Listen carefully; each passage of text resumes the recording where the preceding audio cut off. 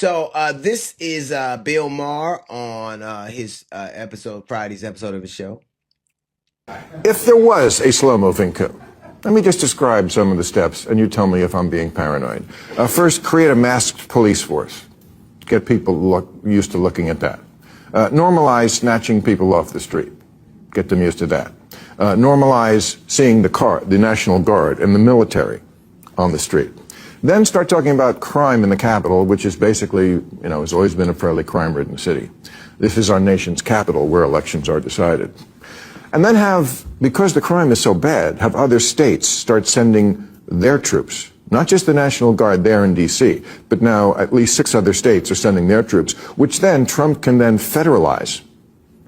So you're having many states' troops on the ground there, and now they're under federal control. So you have in the capital a sort of permanent police presence. So when an election dispute might come up, just hypothetically, I don't want to be a big pessimist, and I'm going to pretend for the rest of the duration that the Democrats do have a chance of winning, and they might win the next election. I just don't think they're ever going to take power, because this is what's going to happen. Because I think this coup is going to go off a lot smoother than the last one. What I find very interesting is the same things that he is saying that Trump was slow rolling. He was starting those things when Bill Maher went to dinner with him. He was snatching people off the streets. He was in anticipation of his big bill being passed. He was spiriting people away.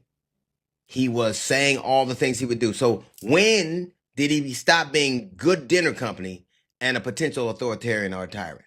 See, that's what happens. So in April, he was a gracious host.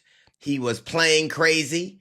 It was a productive meeting. All of a sudden, 4 months later, we're here.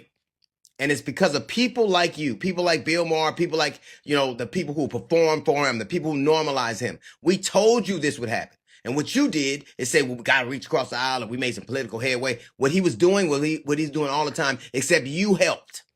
People like you helped all along the way. Oh, I respect the office. He doesn't. Oh, I'm just performing. I'm just picking up money. He didn't care about that. He used you for optics. And so a part of this shit sandwich, you guys get a bite of.